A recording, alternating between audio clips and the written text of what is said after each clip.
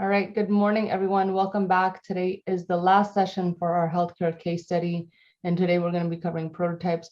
I've invited my friend, Pallavi Singh. She's a rock star when it comes to prototyping, and I've worked with her in the past, and she did some prototypes for the project that we were working on together, and she blew my mind. So I thought instead of my stick figure, really high level prototypes, mock-ups, I would invite Pallavi to do some, show us, give us a quick demo of Balsamic, which is one of the prototyping tools out there. There's many out there, but we're gonna just show you Balsamic.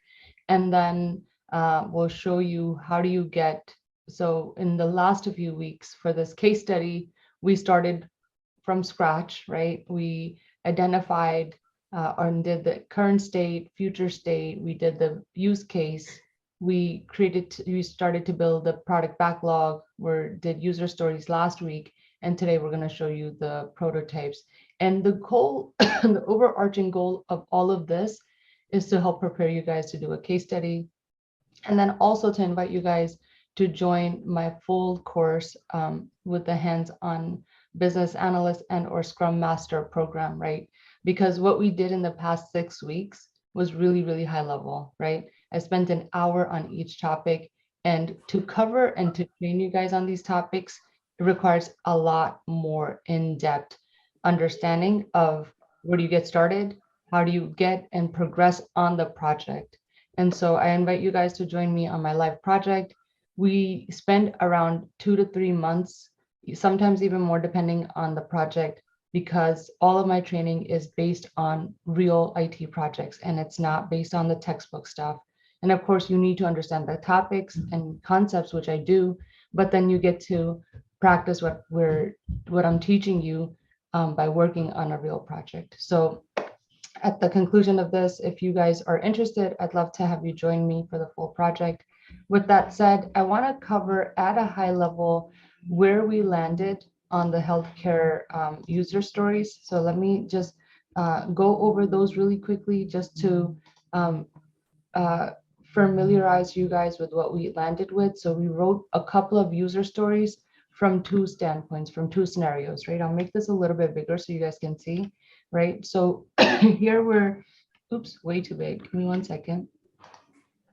So the first few user stories are to submit and to create a form to submit a new recipe for the website that we are working on, right?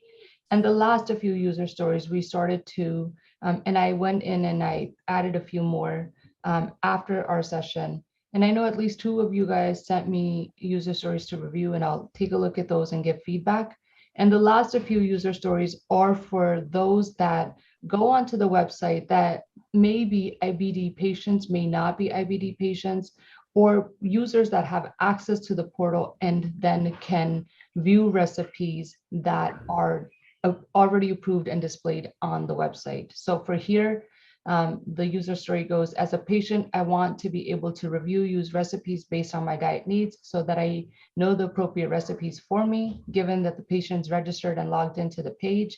When the patient clicks or uses the recipe based on diet need button or filter, then they have the ability to search for the type of diet they have. So maybe if they're vegetarian, then vegetarian recipes will populate. If they're vegan, vegan recipes will populate. If they're gluten-free, only those. So the last few user stories are around filter-based, helping users display what, based on their diet, what type of recipes are valid for them. So I'll stop sharing right here. Are there any questions before I hand it over to Pallavi to give us a prototyping demo?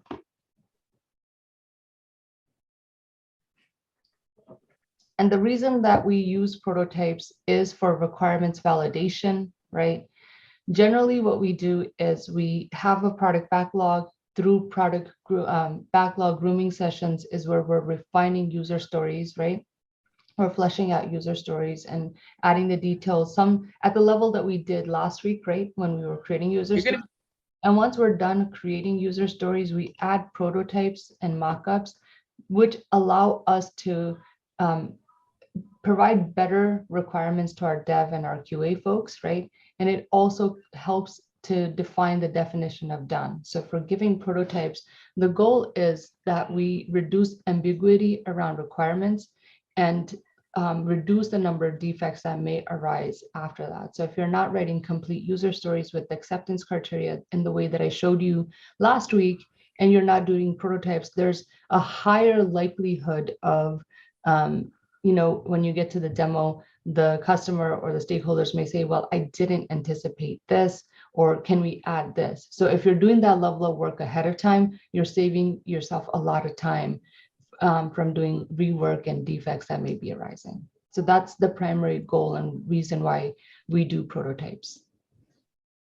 Okay, so with that, Pallavi, I will hand this over to you. Thank you so much for being here, and thank you for this time that you're dedicating to. No, I'm just, this is my way of giving back to you, Sarabjit. You invested a lot of time on me, and all thanks to you, for everybody's knowledge. Sarabjit really helped me understand, exactly, like, get into the mind of a business analyst. I had several years of work ex, in corporate America, doing different kind of job roles which were around IT, but they were not business analyst or product owner kind of roles. And that's what Sarabjit helped me understand how to get into a mind of business analyst, and kind of just restructure everything to a very granular level, which is what BA is supposed to do. And that helped me land a great job here in Toronto. So I don't lose any opportunity to just help out whenever Sarabjit wants me to, because that's my way of paying back. So don't thank me. Thank you so much. Yeah. So as Sarabjit mentioned, this is basically the case study, and I went through the product backlog. It's a very, very high level. And it is like, for me to be able to do a mock-up, I definitely will show you guys how to go about it. But we need much more details to build a proper prototype. So let me just share my screen. Okay, all right. So this is Balsamic, and before, last night, she had shared the product backlog. So I just reviewed this and, kind of build something so that I could show you guys.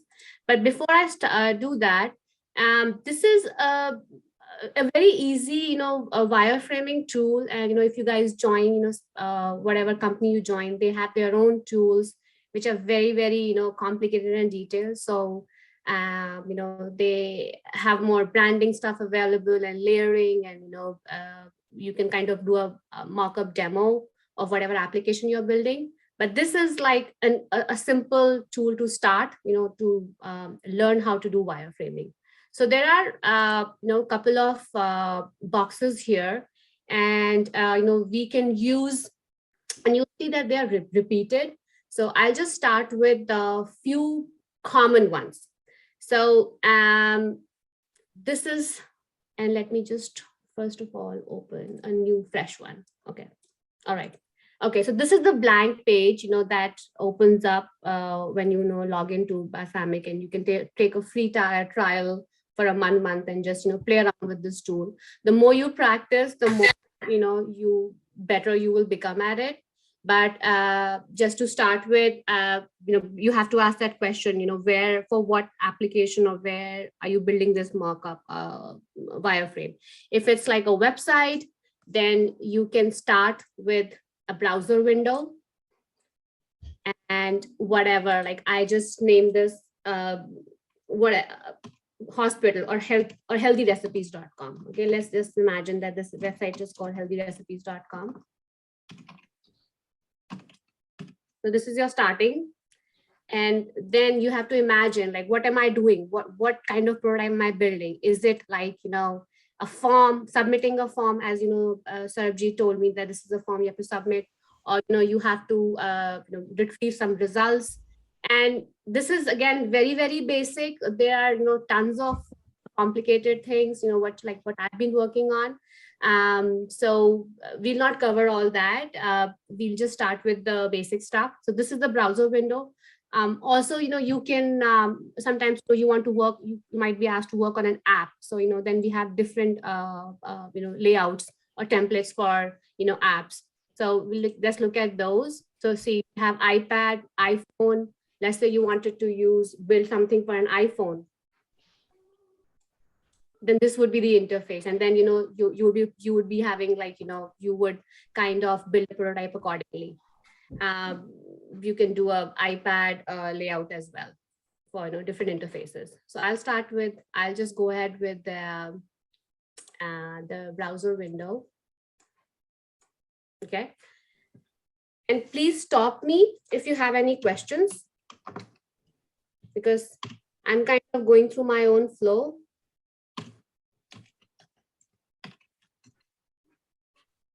Okay. Now, some of the elements, whenever you build a prototype, you have an application. So some of the elements will always stay there, right? Some of the elements are always common, like what I just saw in your backlog, that you have a logged in user. And Sarabjit said that we are doing two personas here. So one is the patient and the other one is the doctor, correct? Patients using the website, yes, to find recipes. And then it could be patients also submitting new recipes. So, okay. Yeah. But we have two personas. Yes. But a third one, like an admin user or something? Yes, admin user that are reviewing recipes. So like in the admin panel. So that would be a different, different view.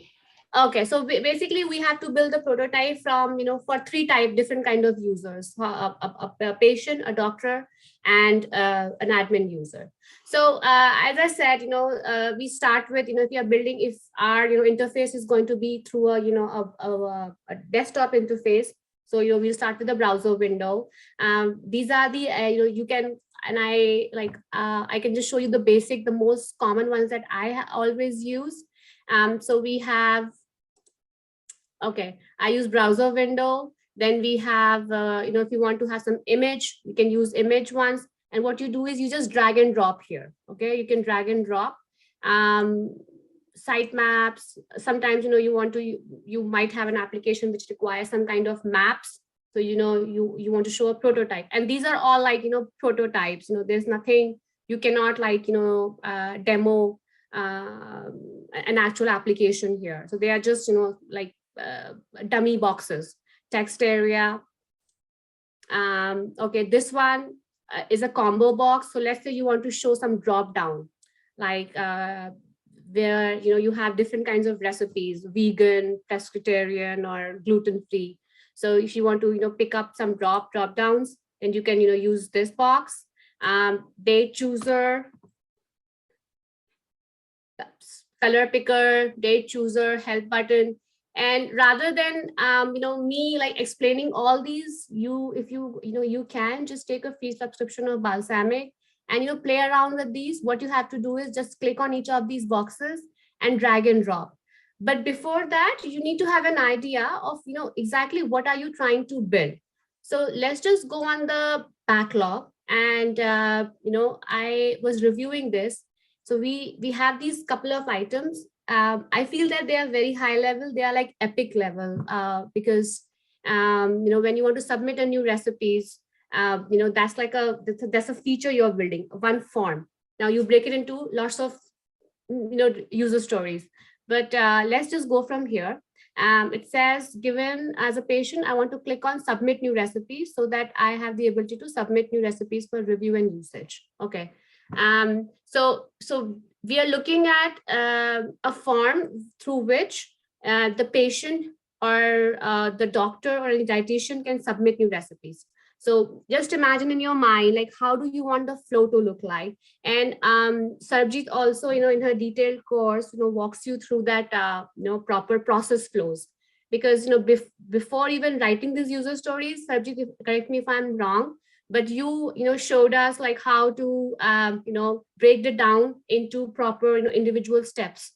Yes. So that part, I believe you haven't might not done in this short period of time. So that is again very, very crucial, because before you are building this prototype, you have to have that kind of flow in your mind, as to, okay, what happens, when I log in? How do I log in? If I'm not a registered user, what kind of the error message I get? If I am logged in, is there an agreement that I have to sign? So, they are like, as a user, when you use a website, it looks very simple, but there are tons of things that go in the background when, the dev is, building this. And as a BA, you have to define all that. You have to provide all that flow. And before that, you have to get it verified with the business.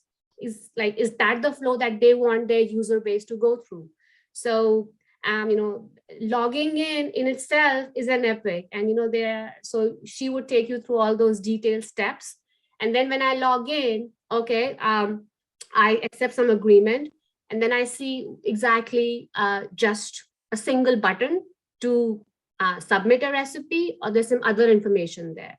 So if I just, yeah, please go So ahead. just clarification, I didn't do that for this case study because we didn't have the time. But this is where you guys should be signing up for the hands-on course, because we have time. We spend the time to detail out how everything needs to flow out. Because the case study, I just don't have the time to spend that much time going through everything. Right. Yeah. So those are the questions, you need to understand that flow, how it works. Because without that, your prototype will not be good. It will not be like thorough. And dev will be like, okay, what happens then? What happens when I submit the recipe? Do I get an email? Do I get a confirmation message? Something should happen. So every click you do, there's something happening, at the back end, or after you submit, something else happens. So, Sarabjit, you told me before our call that we should go through how to retrieve a recipe, not how to submit a recipe, correct? Right. We haven't detailed out on everything that needs to happen for submitting. So I think it may be easier just to show, create a prototype on the filters, because there's a few user stories on the filters. Okay. All right. So can you guys see my screen? Yeah, I can. So anyways, so this is a typical form, where through which you'll be able to submit a recipe. And because all the details haven't been fleshed out yet, I just, I don't have anything to fill in here. But, first, so whatever, information you would gather, you would create a form based on that and then submit the recipe. Now, after the recipe is submitted, I'm assuming, something might happen at the back end where admin would review a recipe or whatever, and then publish the recipe on the website. Now this is a page that, or like whatever, I had renamed it search for a recipe. So imagine that, okay, this is a page that would show up to a patient who is searching for a recipe. So how do they search for a recipe? Now we will build up some fields through which we will input some information and then click on submit, and then search results will show up. So for building a prototype, okay, let me drag this. Okay, now I want something to show that, okay, the user is logged in here. Okay, so where is that? I'm looking for a box which says hello and, a dummy name that I can just place here to give an idea to the developer that I want that to be displayed. And it's been a while, Sarabjit, I'm so feeling so bad that, you told everybody that I rock at it. No, you are awesome. You're way better. You're way better than me. So what I would have done is on Visio and draw.io, like try to do like stick figures. So you're way better. Don't worry. So I have I kind of had all these at my fingertip, but now I've forgotten what is where. I'm looking for a box which says hello user, and that would go on the top right hand corner. I can't find it. Where is it? So guys, you have to practice. There's no other workaround. Remembering all this stuff. I can find it. So what I'll do is I'll just use a dummy. Okay, never mind. I'm going to use this. Okay. And I'll say, hello, Pallavi. So, which means that I'm a registered patient, and this is like, whatever will show up here will be like, all my details are already pre-fed in the system, and it's kind of customized for me. So now I want to build a form through which a patient can search. So I'll just search for, okay, let's use this. No, one button, text.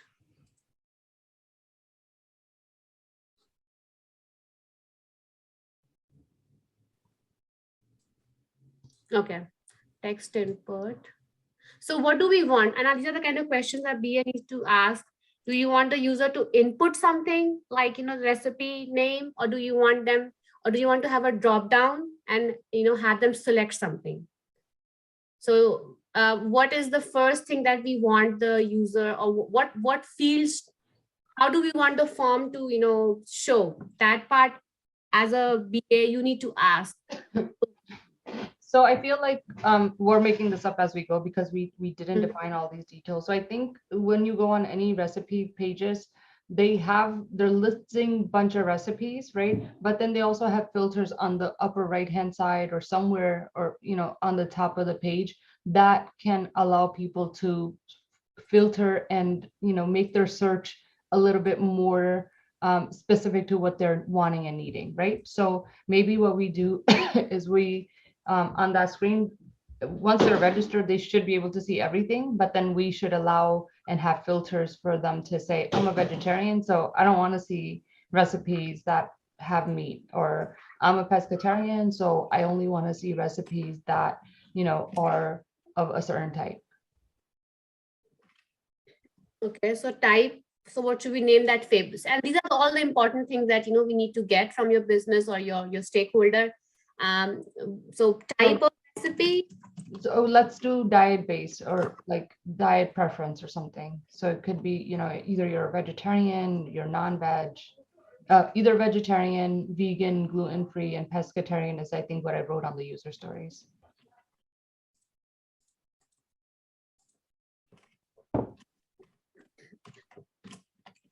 And again, like this is the part where business analyst needs to be very, very clear, and like this is what I face in my current business role as well. uh, you have to have all these things very clear, like what do they want to call it. And so vegan, gluten-free, pescatarian. Yeah, and then vegetarian. I don't know if I have the spelling right, but No worries. Yeah.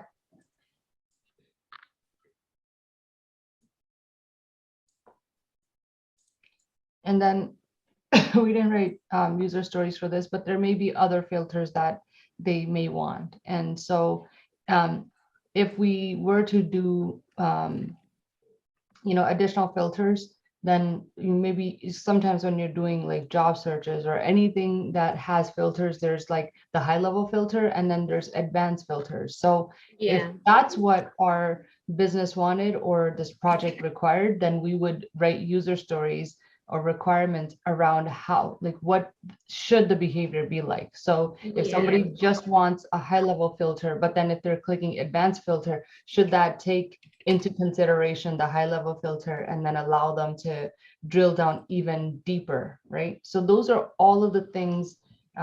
Again, because this is a case study, I've spent an hour on some of the biggest topics with you guys, which is definitely not enough time to help you understand everything that you need to. But the goal of this case study was to help you prep for interviews, and then also let you know that there's a lot out there that you need to learn to be a successful business analyst. So Yeah, because I mean, like as BA, so I work in an agile environment right now, and even like this part, the part about gathering requirements and fleshing out user stories. We have like 3-4 week sprint, 2 week sprint, and then we like for a release, they earmark at least 1.5 month, just, and every day multiply that by 7.5 hours, per individual, just to understand requirements and put it in user stories and get sign-offs. So it's not like a 1 hour task. And I mean, if the requirements are very clear, then prototype building is a piece of cake. But unless and until we don't have all that clarity in our minds, I cannot do justice to this prototype Yeah. screen. Yeah. I mean, it's very visible, evident, right, Sarabjit? Like we Yeah. don't have the requirements very clear, so we don't know what to build. Exactly. And like the textbook stuff and like YouTube channels Yeah. make it sound like, oh, you do No, it's daily not. stand up and then you don't have No, anything to do. You're coaching the team. no, No, you're doing real work. no. So, Yeah, and even your acceptance criteria, I was looking like, is, I mean, the definition of done acceptance criteria is, this is very, I mean, I wouldn't say high level, this is like not there yet. You have so many things like character length, what should be like, is it mandatory, non-mandatory, in the search result, do you want it sortable or not? So many aspects. And if you don't do this well, then your QAs will like, just ruin you in have a that. hard time. They say, Yeah. okay, if you don't have the acceptance criteria right, then what do we test upon? Because they have to build their test cases on your acceptance criteria. Yeah. So I mean, this is very high level, and so if you want me to go on, Sarabjit, I can definitely No. go on right now. But Yeah, we don't. This is very. I don't have enough data to build a prototype upon. no, that's all. That's fine. Let's go back to the balsamic screen and Yeah. let's ask anybody. So you guys, the goal of this was to show you, do you see now how building a product backlog, defining user stories, adding the acceptance criteria, and having a prototype that defines what functionality that we're building would help you guys build a better product, right?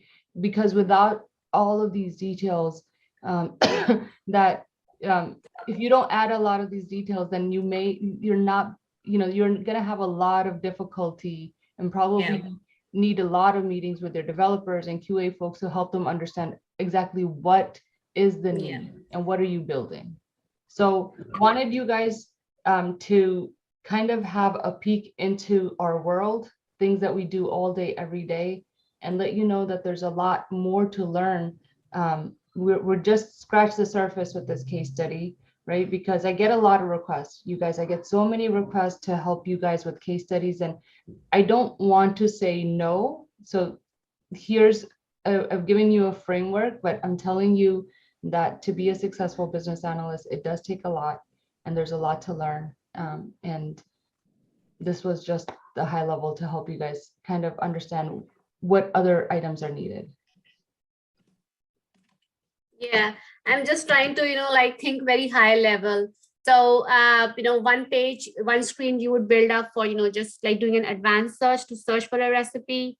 And then, after you submit, you get some search results. And, this is again, like on Balsamic, you have this, a data grid box, which you can customize and say, okay, what kind of search results would typically show here? Maybe like a recipe name, time to cook that, prep time, number of ingredients. So those kind of search results with the column heads will be displayed here.